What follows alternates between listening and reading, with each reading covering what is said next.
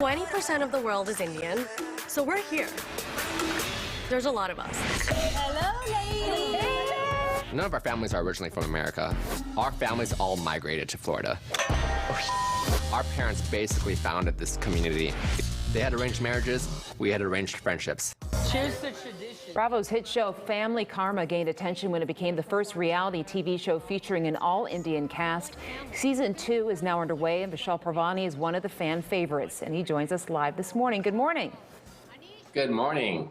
So for people that are unfamiliar with Season 1, how would you describe the show? How does it stand apart from some of the other reality TV shows that we see on Bravo?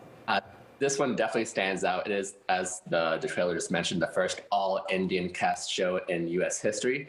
And it not only highlights our own individual struggles of assimilating into American culture while maintaining our traditional Indian values, but it also focuses on our parents' struggles as well. So I think the primary focus of the show is really rooted in family.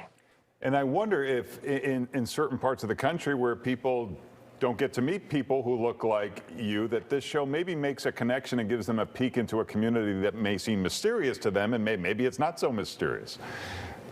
No, that's absolutely right. And it's great that Bravo, through this platform, we've gained a lot of representation that was not there necessarily before this show.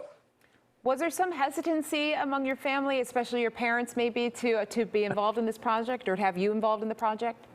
Oh, with the parents, there was immense struggle to get them on board.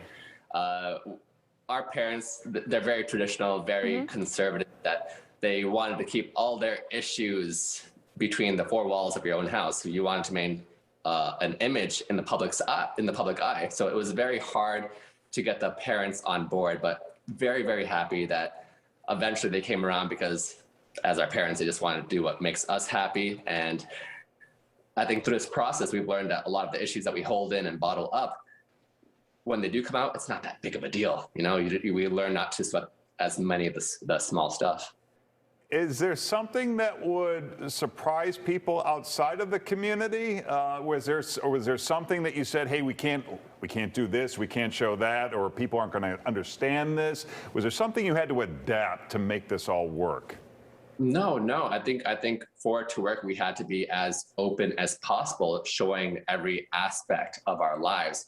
Being from multi-generational households, living with your parents is very, very common in the Indian community. And also showing what arranged marriages, most of our parents had arranged marriages, and bringing light into what that entails and how that was a struggle in itself with them as well. Your fiance is also involved in the project. Was there some concern? You see these relationships that kind of crumble under the strain of a spotlight being on the relationship. Was there some concern or discussion prior to this? Definitely. My fiance was a big Bravo aficionado before the show, and she warned me that, showcasing all your struggles and highlights on the show, it really, and putting your relationship in the public eye, it does cause a strain that most people don't know. So mix that with our normal issues, it did put a big strain on our relationship. We've had to deal with a lot of ups and downs, not only because of this process, just because we're really bringing our lives in the public eye. Have you had any blowback from people in your community that don't like the way, the image that it sends? No, surprisingly, it's been, and that was a big hesitancy for me and my family to do this show was, we were very concerned about how we would be perceived really in the Indian community. But honestly, it's been so positively received. I think 99% of the community all has received us very positively. So I'm very happy about that. Real quick before we leave, you have an underwear dance party underwear line. Where'd you come up with a name for that? So that's a great story. Underwear Dance Party was born at a bar in Atlanta many, many years ago. They're saying last call, and we said now what? And we basically decided to have an impromptu dance party in a hotel room wearing nothing but, you guessed it, our underwear.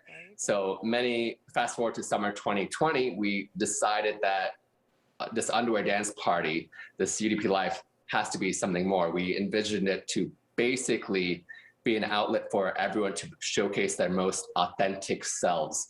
And me being a heterosexual male and my best friend being homosexual, I think we've done just that with this underwear line, underwear dance party. All right. Well, good luck with that. For more, check out bravotv.com or follow him on social media. And the information is there on your screen. Thank you. Thank you. Thank you for having me.